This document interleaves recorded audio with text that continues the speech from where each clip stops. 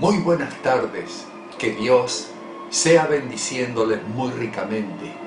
Es un gusto poder estar acá compartiendo. Hemos estado viendo en estos últimos días acerca del capítulo 1 de Romanos, específicamente desde el versículo 18, donde el apóstol San Pablo comienza a explicar en términos jurídicos lo que es el Evangelio de Jesucristo, como en un juicio. Nunca puede haber la defensa si primero no hay una acusación. Entonces San Pablo presenta en estos 1, 2 y 3 hasta el versículo 20, pero comienza en el versículo 18, capítulo 1, con su acusación. Dios está enojado con el hombre, porque la ira de Dios se revela contra toda injusticia de los hombres, que detienen con injusticia la verdad. Estas son cosas que hemos estado tocando y hoy quiero hablar. Hemos hablado acerca que rehusaron darle gracias y ahora dice, ni le dieron gloria a Dios. ¿En qué consiste ese pecado y cómo podemos darle la gloria a Dios? Vamos a comenzar orando en esta hora. Padre, te doy gracias por tu presencia y por tu mano maravillosa sobre cada vida. Gracias por el poder del Espíritu Santo de Dios obrando y tocando cada corazón. Gracias, Señor, por tu mano preciosa. Gracias por el Espíritu de Dios, Padre Celestial, en estos momentos. Señor, alabo y bendigo tu nombre, Padre Celestial, en esta hora. Gracias, Señor, por tu presencia. Gracias por tu mano maravillosa, Padre. Gracias por el Espíritu de Dios obrando. Señor, extiende tu mano. Danos un corazón creyente. Danos una voluntad para hacer las cosas de Dios y danos entendimiento, Padre. Cambia nuestras vidas por la palabra y el poder del Evangelio de Jesucristo. Padre, te lo pido en esta hora, en el nombre precioso de Jesús. Amén y amén. Aleluya. Aleluya. Aleluya. En el Evangelio según San Pablo, Romanos capítulo 1, desde los versículos 18 hasta 23, Pablo presenta el Evangelio del Señor Jesucristo con una afirmación directa de la ira de Dios. Ahí es donde las buenas noticias tienen que comenzar. Tienen que comenzar primero con malas noticias. Recordemos estos versículos, porque la ira de Dios se revela desde el cielo contra toda impiedad e injusticia de los hombres que detienen con injusticia la verdad. Porque lo que de Dios se conoce les es manifiesto, pues Dios se los manifestó. Porque las cosas invisibles de Él, su eterno poder y deidad, se hacen claramente visibles desde la creación del mundo, siendo entendidos por medio de las cosas hechas, de modo que no tienen excusa. Pues habiendo conocido a Dios, no le glorificaron como a Dios, ni le dieron gracias, sino que se envanecieron en sus razonamientos, y su necio corazón fue entenebrecido. Profesando ser sabios, se hicieron necios, y cambiaron la gloria del Dios incorruptible en semejanza de hombre corruptible, aves, cuadrúpedos y reptiles. Así comienza Pablo el mensaje del Evangelio, que significa buenas noticias de Jesucristo. La ira de Dios se revela contra toda impiedad.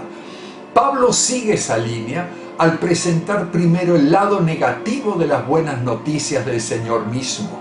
Nuestro Señor tuvo más que decir acerca del juicio, más que decir acerca de la destrucción, de la condenación, del infierno, que cualquier otra persona que se registra en las Escrituras.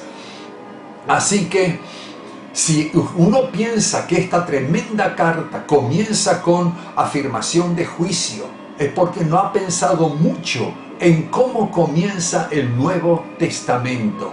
Para ello, Vamos a tomar el primer libro del Nuevo Testamento, que es el Evangelio según San Mateo. Allí comienza, por ejemplo, en el capítulo 3, versículo 7, cuando comienza Juan el Bautista su ministerio, le dice: generación de víbora, ¿quién les advirtió que huyeran de la ira venidera? Versículo Juan, añade Juan: yo les bautizo con agua para arrepentimiento, pero el que viene detrás de mí, cuyo calzado no soy digno de llevar, él les bautizará con Espíritu Santo y con fuego. Su aventador está en su mano, limpiará su era, recogerá el trigo en su granero y quemará la paja en el fuego, que nunca se acabará. Capítulo 5, versículo 22. Yo les digo que cualquiera que se enoje, el Señor está hablando ahora, contra su hermano será culpable de juicio. Cualquiera que le diga necio a su hermano será culpable ante el concilio, y cualquiera que le diga facuo o raca será expuesto al infierno de fuego. Versículo 29. Si tu ojo derecho te es ocasión de caer, sácalo y échalo de ti. Mejor es que se te pierda uno de tus miembros y no que todo tu cuerpo sea echado en el infierno. Y si tu mano derecha te es ocasión de caer, córtala y échala de ti, pues mejor es que se pierda uno de tus miembros y no que todo tu cuerpo sea echado en el infierno. Capítulo 7, versículo 22. Muchos me dirán en aquel día: Señor, Señor, ¿no profetizamos en tu nombre, y en tu nombre echamos fuera demonios, y en tu nombre hicimos muchos milagros? Entonces les declararé: nunca les conocí, apártense de mí, hacedores de maldad. Capítulo 8, versículo 12. Mas los hijos del reino serán echados en las tinieblas de afuera, allí será el lloro y el crujir de dientes. Capítulo 10, versículo 15. De cierto les digo que en el día del juicio será más tolerable el castigo para la tierra de Sodoma y Gomorra que para aquella ciudad. Versículo 28. Y no temáis a los que matan el cuerpo, mas el alma no pueden matar. Temed más bien a aquel que puede destruir el alma y el cuerpo en el infierno. Capítulo 12, versículo 36, sigue hablando el Señor Jesús: yo les digo que toda palabra ociosa que hablen los hombres, de ella darán cuenta en el día del juicio. Versículo 41, los hombres de Nínive se levantarán en el juicio contra esta generación, la condenarán, porque ellos se arrepintieron a la predicación de Jonás, y he aquí alguien más grande que Jonás la condenará. Dice: y aquí más que Jonás en este lugar, la reina del sur se levantará en juicio con esta generación, la condenará, porque ella vino de los confines de la tierra para oír la sabiduría de Salomón, y he aquí más que Salomón en este lugar. Se da cuenta que Jesús está hablando de un juicio. Capítulo 13, versículo 40. De manera que como se arranca la cizaña y se quema en el fuego, así será el fin de este siglo. Enviará el Hijo del Hombre a sus ángeles, recogerán de su reino todos los que sirven de tropiezo y los que hacen iniquidad, y los echarán en el horno de fuego. Allí será el lloro y el crujir de dientes. Versículo 49. Así será el final del siglo. Saldrán los ángeles, apartarán los malos de entre los justos, y los echarán en el horno de fuego. Allí será el lloro y el crujir de dientes. Capítulo 16, versículo 26. ¿Qué aprovechará el hombre si ganare todo el mundo y perdiere su alma? ¿Qué recompensa dará el hombre por su alma? Capítulo 18, versículo 34. Entonces su señor, enojado, le entregó a los verdugos. La palabra en griego que se traduce verdugo significa torturadores, hasta que pagase todo lo que le debía. Ese es un cuadro del juicio. Capítulo 22 dice la parábola fiesta de boda, versículo 7. Al oírlo el rey se enojó y enviando a sus ejércitos destruyó a aquellos homicidas y quemó su ciudad. Versículo 13. Entonces el rey dijo a los que le servían: atadle de pies y manos y echadle en las tinieblas de afuera, allí será el lloro y el crujir de dientes. Dios es visto como un rey en juicio. Capítulo 23, versículo 33. Señor dice: serpiente, generación de víboras, ¿cómo escaparán de la condenación del infierno?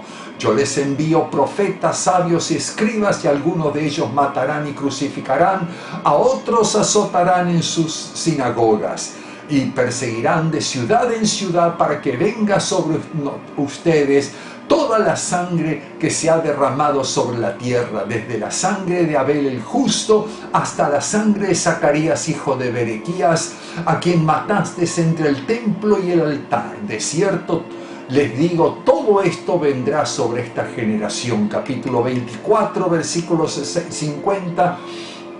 Vendrá el Señor de aquel siervo de nuevo de manera parabólica, representando a Dios en el día que éste no espera y a la hora que no sabe, y lo castigará duramente y pondrá su parte con los hipócritas. Allí es el lloro y el crujir del diente. Finalmente, capítulo 25, versículo 26, una parábola. Respondiendo su Señor le dijo: siervo malo y negligente, ¿sabías que ciego donde no sembré y que recojo donde no esparcí? Por tanto deberías haber dado mi dinero a los banqueros, y al venir yo hubiera recibido lo que es mío con intereses.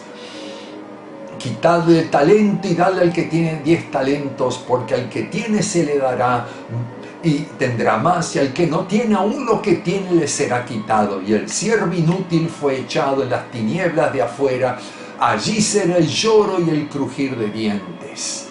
Es suficiente. Así comienza el Nuevo Testamento, el Evangelio según San Mateo. Aleluya. Es claro que desde el principio mismo que Dios es un Dios de juicio, es un Dios de ira, que Dios es un Dios que castiga el pecado, y predominantemente este mensaje es anunciado por el Señor Jesucristo mismo.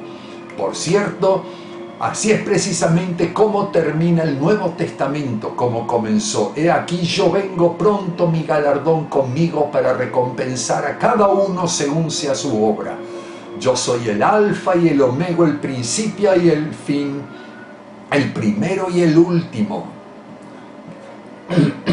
Bienaventurados los que lavan su ropa para tener derecho al árbol de la vida y para entrar por las puertas de la ciudad, mas los perros estarán afuera, los hechiceros, fornicarios, homicidas, idólatras, todo el que ama y hace mentira. Yo testifico que aquel que oye las palabras de la profecía de este libro, si alguno añadiere estas cosas, Dios traerá sobre él las plagas que están escritas en este libro. Si alguno quitare de las palabras del libro de esta profecía, Dios quitará su parte del libro de la vida y de la santa ciudad y de todas las cosas que están escritas en este libro. Entonces, el Nuevo Testamento comienza con advertencias y juicio, y esa es la manera como termina. No nos sorprende entonces cuando llegamos a la carta de Romanos que el apóstol refleja el mismo punto de vista o pensamiento. Comienza aquí en el versículo 18, y aquí él delinea su mensaje. Los primeros 17 versículos son introducción. Ahora él abre el Evangelio con una afirmación de la ira de Dios. Ahora, la pregunta que se hace con frecuencia es justo Dios?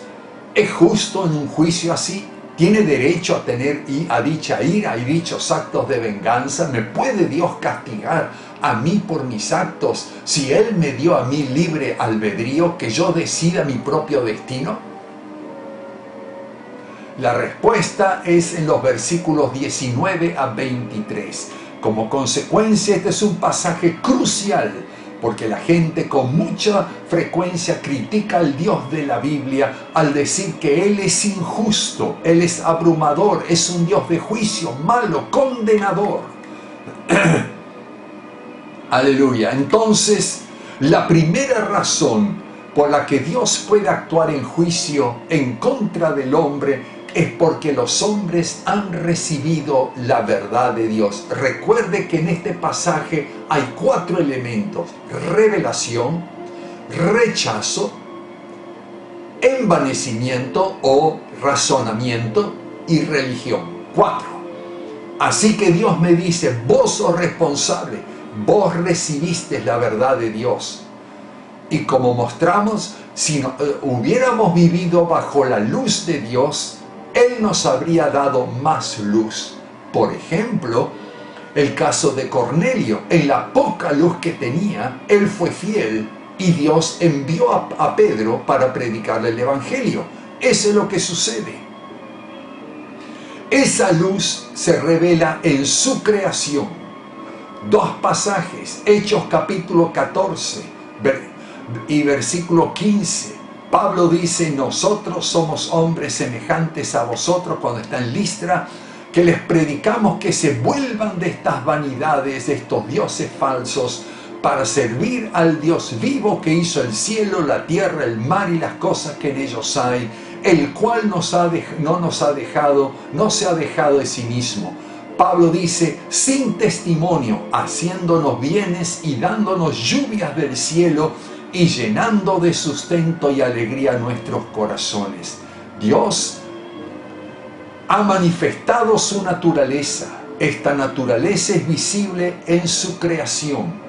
Después, Hechos 18, igualmente un pasaje importante, versículo 23, dice: cuando está él en Atenas, encuentra una inscripción en particular al Dios no conocido, un ídolo. Y él decide hablarles de quién es él. Y dice: el verdadero Dios, el Dios real, versículo 24, Señor del cielo y de la tierra. Y versículo 27, si lo buscan lo van a encontrar, porque no está lejos de cada uno de vosotros, porque en él vivimos y somos y nos movemos. Entonces, en el Nuevo Testamento nos dice que Dios es revelado en su creación. Inclusive en Juan 1:9 va más allá al decir que Cristo es la luz viniendo al mundo para alumbrar a todo hombre. Dios se ha revelado a sí mismo en su orden creado a toda persona. Por tanto, el hombre, usted y yo y todos, somos responsables por la revelación de la verdad de Dios. Si los hombres, y quiero que usted entienda, aceptan la luz que tienen, afirman esa luz, creen esa luz, Dios les va a dar más luz para llevarlos al conocimiento de Cristo. Aleluya. De este modo se llevó a cabo la obra de Cristo en la cruz y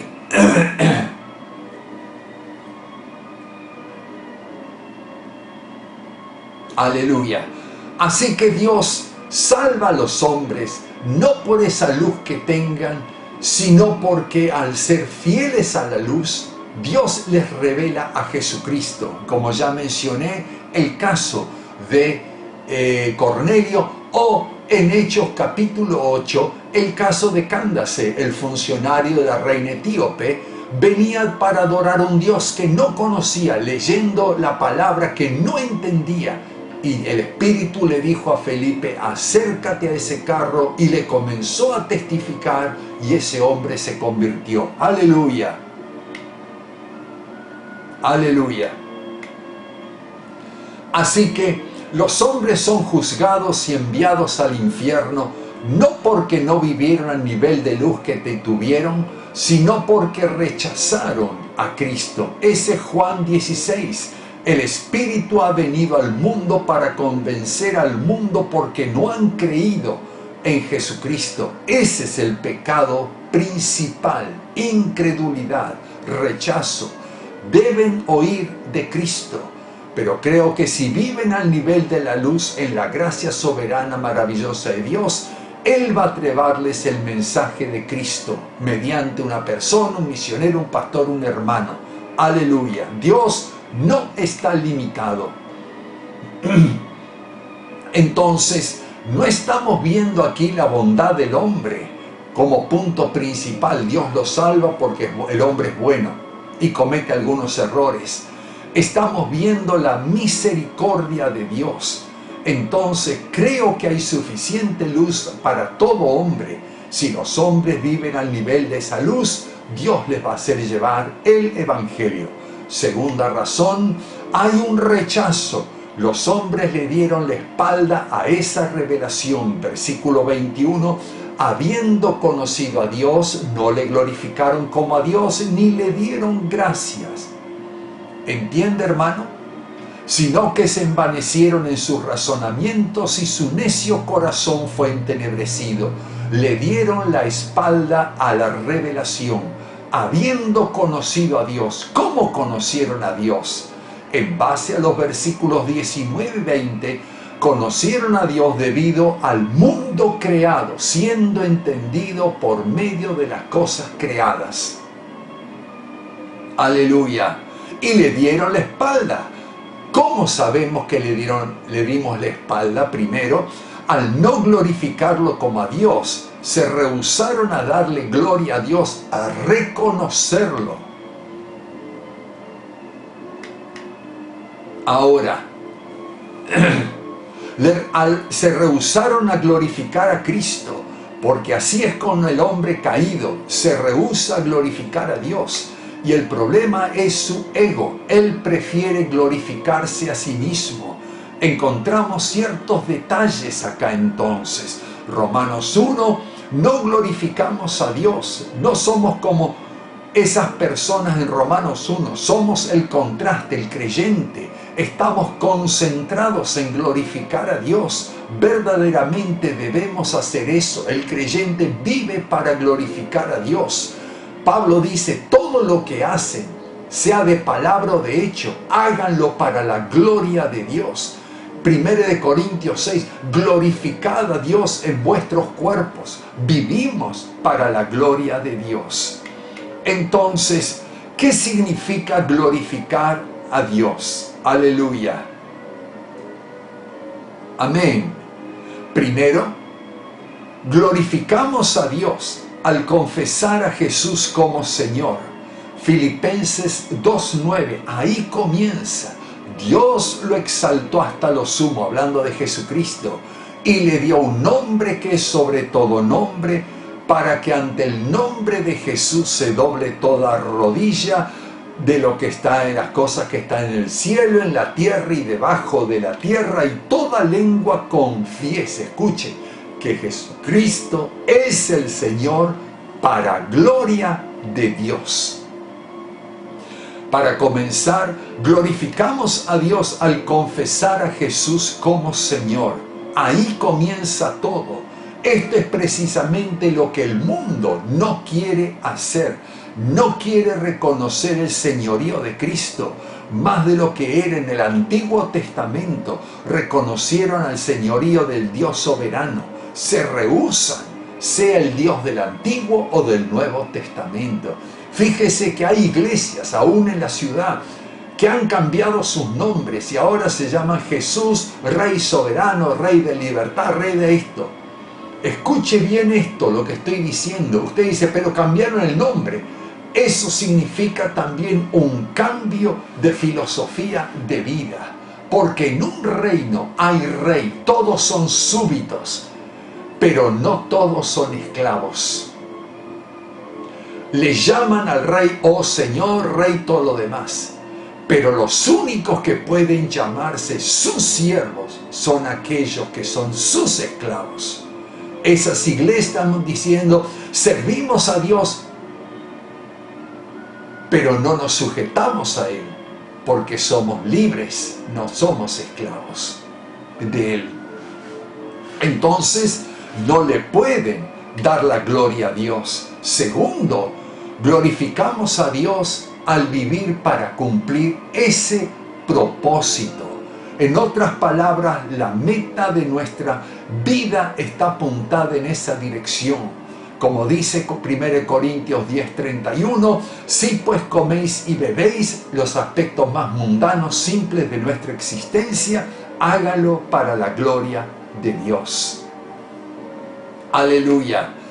Así que eso significa en todas las actividades de la vida, hacemos lo que hacemos para honrar a Dios. ¿Vive así la gente del mundo? ¿Es ese su enfoque? No. No les preocupa eso en absoluto. Ni siquiera están interesados en lo que la gloria a Dios, en darle la gloria o lo que es la gloria del Señor.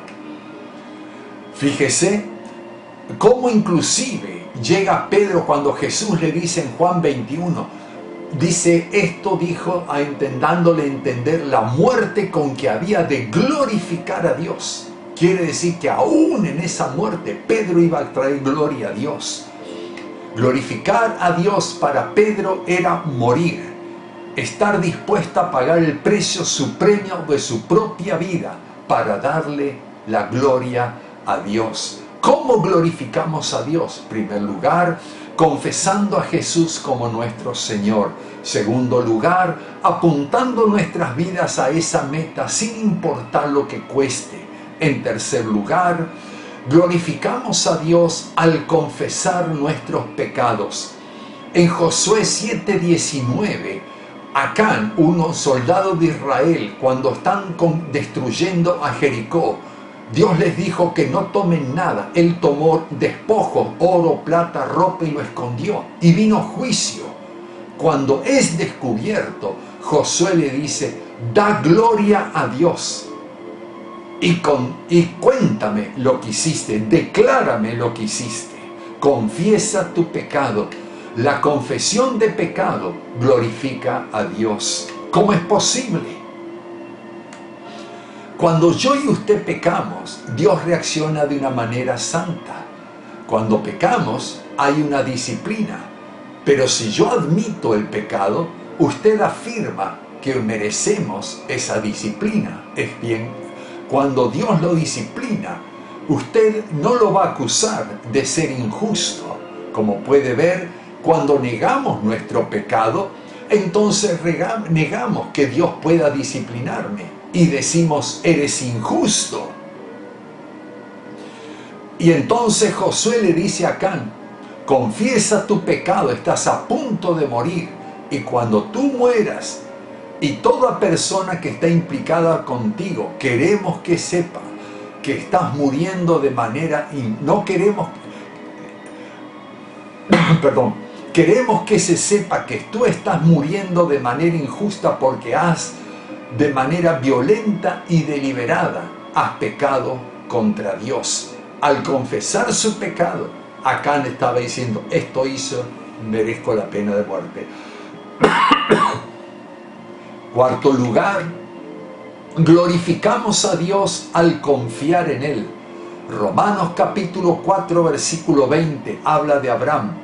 No vaciló ante la promesa de Dios mediante incredulidad, siendo él de 100 años y Sara de 90 y estéril.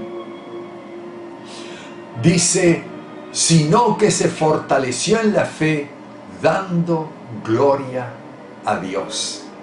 Cuando usted cree en su palabra, cuando cree lo que Él dice, le traemos gloria a Dios. Él se glorifica porque Él recibe esa gloria y Él puede obrar en usted eso que usted está creyendo y confesando. Glorificamos a Dios al alabarlo. Salmo 50, 23, el que ofrece alabanza me honrará. Los incrédulos no hacen eso. Glorificamos a Dios también, de acuerdo a Juan 14, cuando oramos. Si algo pides en mi nombre, yo le haré, para que el Padre sea glorificado en el Hijo. La oración da a Dios una oportunidad de ser glorificado. Los hombres no oran porque no buscan la gloria de Dios. Primera de Pedro 4, 10, 11, ministren su don para la gloria de Dios. Está hablando de dones de servicio, de poder de Dios y de palabra. Aleluya. Segunda de Tesalonicenses 3:1, Pablo dice, cuando él proclama la palabra le da gloria a Dios. Los incrédulos no hacen esto. Dice 1 Corintios 6, dice que no debemos unirnos con prostitutas porque somos un solo cuerpo, una sola carne nos haríamos, sino que nuestro cuerpo es el templo del Espíritu Santo. Dice, ¿no sabes que habéis sido comprados por precio? Glorificad a Dios en vuestros cuerpos y en vuestros espíritus, los cuales son de Dios. Eso significa que glorificamos a Dios mediante una vida de pureza moral. Como puede ver, la Biblia es muy clara acerca de dar gloria a Dios. Usted glorifica a Dios al confesar a Cristo como Señor, al apuntar su vida a ese propósito. Glorificamos a Dios al confesar el pecado, a confiar en Él, al alabarle, al orar, al ministrar a su pueblo, a proclamar su palabra, al ser moralmente puro. Y también en 2 de Corintios 4:15 nos dice: glorificamos a Dios al ganar vidas para Jesucristo. Aleluya. En Juan 15:8 glorificamos a Dios al llevar mucho fruto, fruto de justicia. Como puede ver, este es el lado positivo de lo que es glorificar a Dios. Y entonces, al negarle la posibilidad y al negarle la gloria merecida a Dios, vivimos en una posición violenta y directa a aquello que glorifica a Dios. No quieren darle la gloria. Y esa es la característica de la raza humana, sin regeneración en Cristo Jesús. Cuando todos pecaron y están destituidos fuera de la gloria de Dios. No están agradecidos, no le damos gloria a Dios. Capítulo 1, versículo 21. ¿Por qué van a estar agradecidos? No ven a Dios como la fuente de nada. Y una ausencia de gratitud es una profanación terrible y una blasfemia en contra del nombre del Dios que nos dio todas las cosas buenas. ¿Me entiende? Imagine Lucas 17, de los 10 leprosos, uno volvió. Oh, dice Jesús, tú eres salvo. Los otros 9 fueron físicamente sanados. Solo uno estuvo agradecido.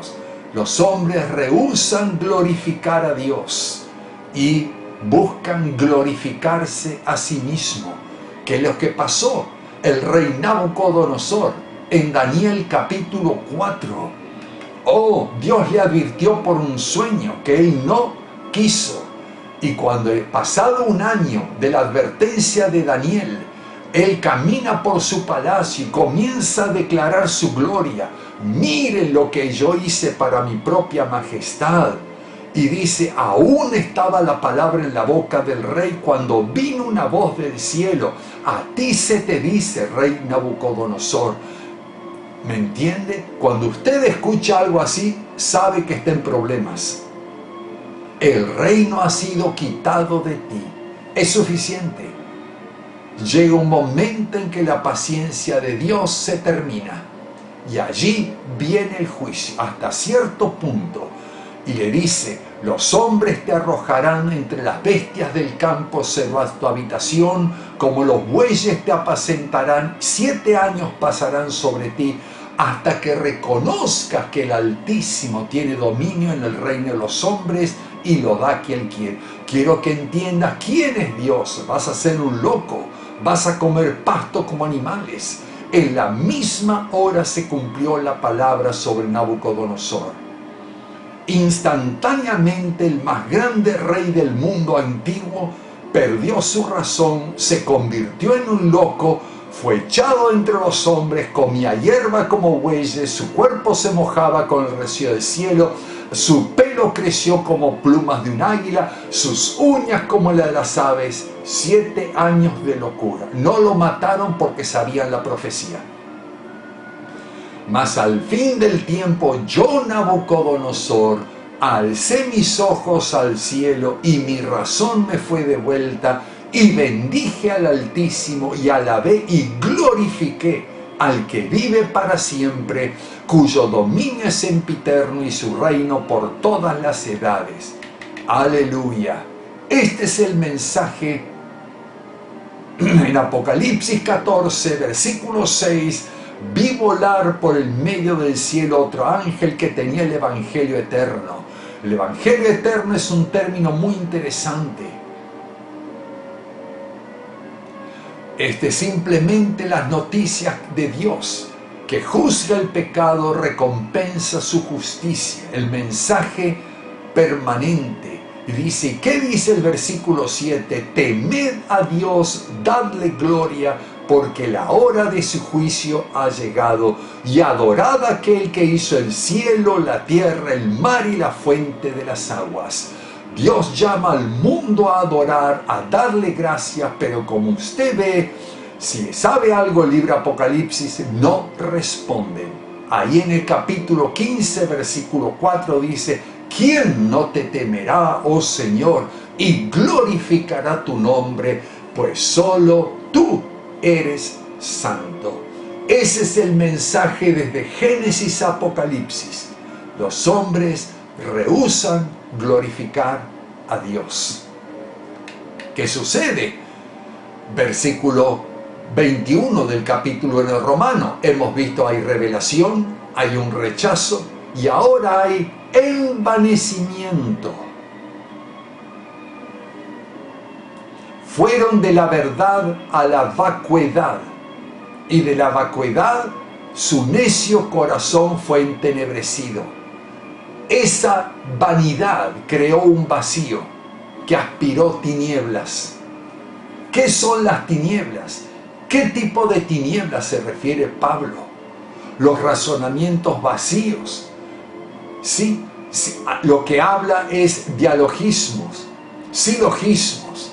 La vida va corriendo, llega el vacío y llega la oscuridad. Y la oscuridad en la Biblia se ve de dos maneras: intelectual, moral. Entonces el hombre ha perdido el entendimiento, un entendimiento claro, perdió la virtud. Las filosofías mundanas de hoy acomodan la inmoralidad, porque ambas, tanto esa filosofía como esa inmoralidad, tienen el mismo origen, que es el infierno. Colosenses 2, versículo 8, que nadie les engañe, dice, por medio de filosofías, sabiduría humana. Aleluya. Así que al rechazar la revelación queda un legado de tinieblas. Si yo estoy mirando un foco de luz, si yo le doy la espalda al foco de luz, mis ojos se enfrentan a la parte oscura, mis sombras. Y eso me lleva al paso 3, que es racionalización. ¿Qué significa? Me justifico todos mis procedimientos y mis hechos por medio de razonamientos. Versículo 22, profesando ser sabios, hicieron necios. Entonces le dijeron no a la revelación de Dios, no a la verdad. Se quedaron con filosofía vacía, humana, sin significado. Imaginen Hechos 18 los atenienses. Dice Dios, en nada se interesaban, sino en decir o escuchar algo nuevo. Era lo único que les interesa, no importa. La única razón que escucharon a Pablo era porque era algo nuevo para sus oídos, no porque era la verdad.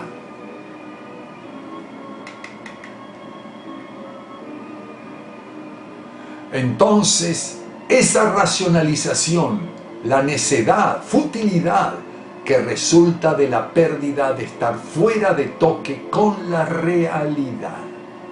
Por ejemplo, con ese temor, muchas iglesias aceptan la evolución teísta, que significa Dios creó todo originalmente y después la evolución comenzó a hacer su propio programa y hacer sus cosas. Esa es evolución, quiere decir, acomodaron la gente intimidada por la racionalización, lo incorpora o de la teología liberal, que habla que todos van a ser salvos, no importa qué, al final. Un gran hombre de Dios se llamaba Martin Lloyd Jones, dijo: el desvío entero hacia el modernismo que ha manchado la iglesia de Dios y casi destruyó su evangelio vivo, podría ser rastreado aún ahora cuando los hombres comenzaron a volverse de la revelación de Dios a la filosofía. Entonces, la filosofía siempre está en contra del evangelio, siempre en contra del evangelio. La sabiduría del hombre en contra de la sabiduría de Dios. ¿Por qué? Porque la sabiduría del hombre es el fruto del árbol que Dios le dijo a Adán y Eva: no coman. Entonces, ¿cómo puede desarrollarse en algo bueno algo cuyo principio es la desobediencia y rebelión? No puede. 1 Corintios 1:17, Pablo dice: Cristo no me envió a bautizar, sino a predicar el evangelio, no con sabiduría de palabras. Dice, en otras palabras, no para hablar por hablar, porque la predicación de la cruz es para aquellos que perecen locura. En otras palabras, la verdad de Dios es locura para el hombre. Así que usted ve lo que es el declive desde la revelación al rechazo, a la racionalización y finalmente llega a la religión. Simplemente mencionar: cambiaron la gloria del Dios incorruptible en semejanza de imagen de hombre corruptible, de aves, cuadrúpedos y reptiles. El hombre se volvió religioso e hizo ídolos de los hombres, de las aves, de las bestias, de las serpientes, insectos y todo lo demás. La religión, hermano, no es el punto más alto en el ascenso del hombre. La religión es el nivel más bajo, es el fondo de donde llega. Primero Dios es revelado y él conoce a Dios mediante el mundo creado, le rechaza a Dios, ese vacío que queda entra rápidamente en las tinieblas de ignorancia intelectual y perversión moral. Y en medio de esa oscuridad no puede enfrentar el hecho de que él está mal. Entonces racionaliza, se justifica en lo correcto. En su corazón hay un sentimiento de vacío, porque algo en él demanda un Dios. Inventa uno. El hombre, por más que sea ateo, es religioso. Siempre va a buscar. De última, el ateísmo es la adoración del hombre por el hombre. Así que en esta noche vamos a orar para que Dios pueda traer y aprendamos a darle la gloria a Dios. Padre, gracias por tu palabra y tu presencia. Bendice esta palabra en cada hermano, Padre. Bendice esta palabra en cada corazón. Te lo pido, Padre, en el nombre de Jesús. Amén y amén.